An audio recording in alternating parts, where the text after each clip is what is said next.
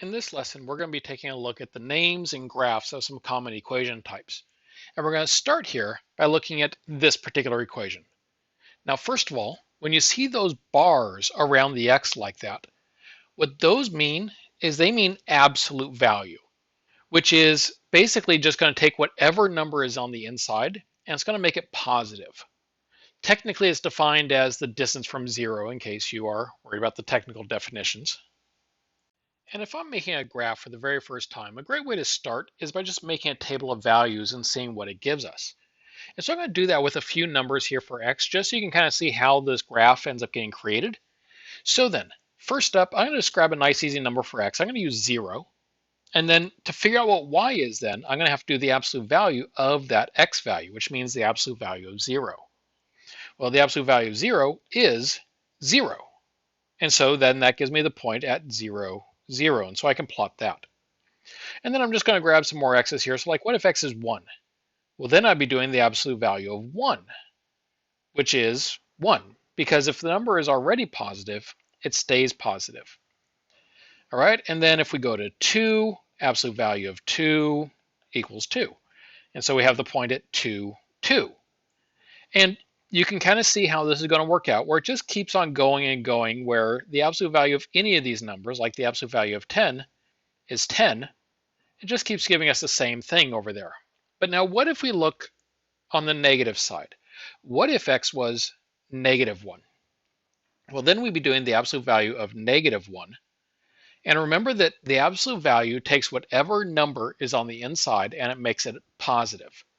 And so the absolute value of negative 1 will equal a positive 1, which means then that I actually have the point here at negative 1, 1. So that's left and up. And anytime I end up doing that absolute value of a negative number, I'm going to end up getting a positive.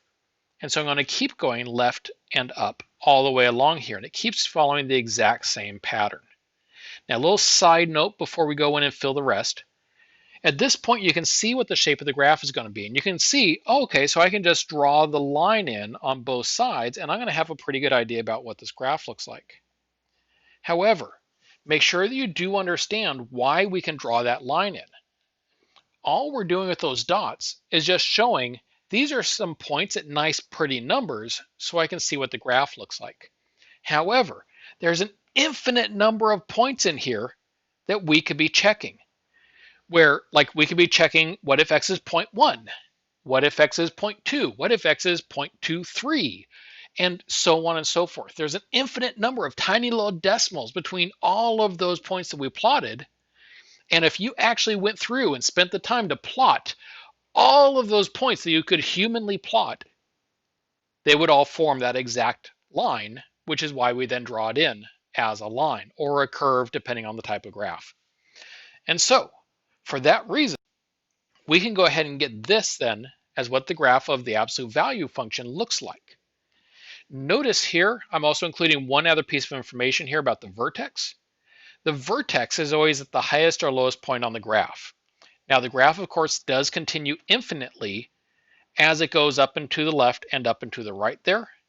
So it only has a lowest point, which is right there. So in this type of graph, your vertex is that minimum point, that lowest point, at least right now. Now, why do I say highest or lowest? Because later on, as we'll see, we could also flip the graph upside down and make it look like that. And in that kind of a case, the vertex would be at the top instead of at the bottom.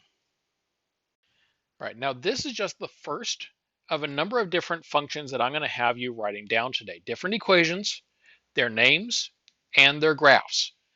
You are going to need to write these down on your own paper so that they become part of your notes going forward so that you can reference them. So at this time, I would recommend that you pause the video and then write down everything you see on the screen before we proceed on to the next graph. All right, so you've gotten this one copied down. Now we just need to go and take a look at all the others. Now the rest of them I'm going to go through really quickly. We're not going to go through and make tables for all of these. Instead, I just want to go ahead and show you the equation, what we call that, and then what the graph will look like.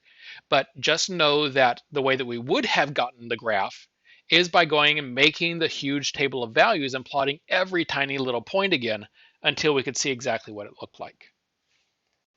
All right, so our next equation is y equals x squared.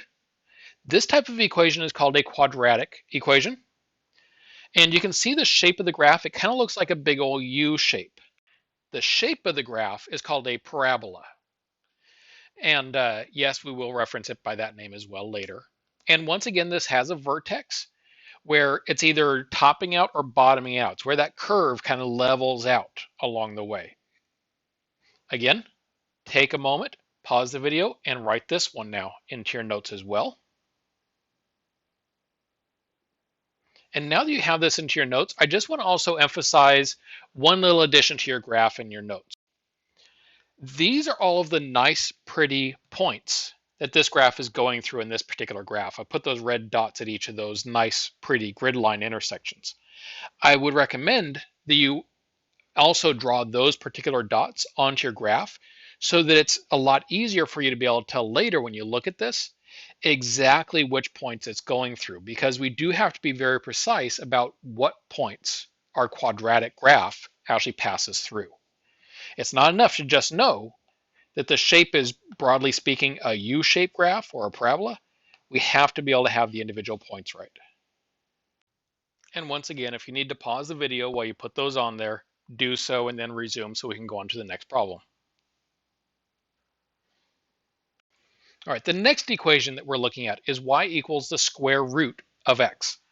This type of equation is generally called a square root equation, or more generally, a radical equation, because square roots are types of radicals. You can see the graph here. It kind of looks like the last one we did, except half of it on its side. And that's actually not a coincidence. There actually is a relationship between the two. But this graph is rather unusual in that it truly just starts at that point of 0, 0, and there's nothing to the left of it.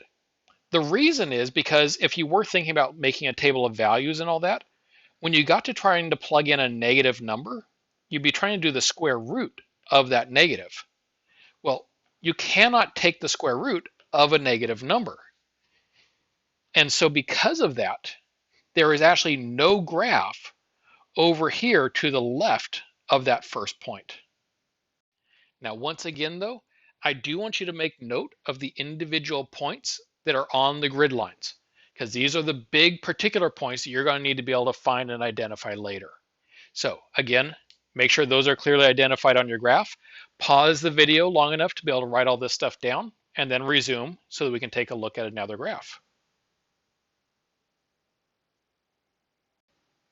Our next graph is actually a very familiar one, just y equals x. You might be thinking, wait, isn't it supposed to be y equals mx plus b? Well, that's kind of a general form of the equation that has slope and y-intercept in it. This is just the parent function. That is the most basic version of it. And so, yes, both of those would be considered linear if you're thinking about that. But this is actually what we call the parent function. Now, this is linear, which means that when you graph it, you get a line, as you can see there. Notice our line starts at 0, 0.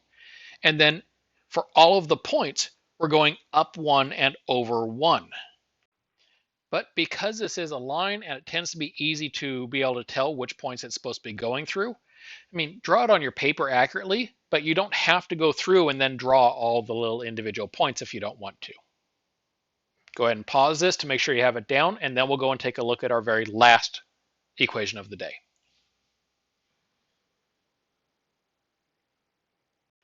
Our last equation is this one, y equals 2 to the power of x. Notice the x is in the exponent. That makes all the difference in the world. This is not the same as x to the power of 2. That's a graph that we saw earlier. That was a quadratic.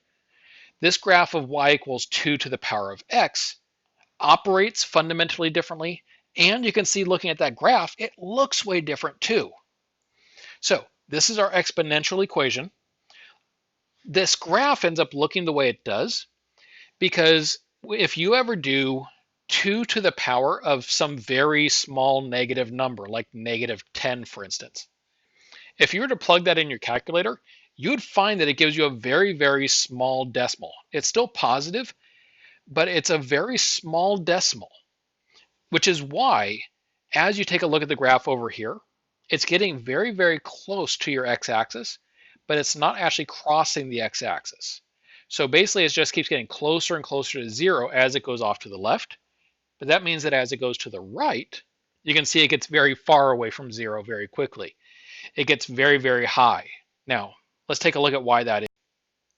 2 to the power of x means that we're going to be multiplying 2 by itself x number of times. So like this is 2 cubed, this is 2 to the 4th, 2 to the 5th, and so on.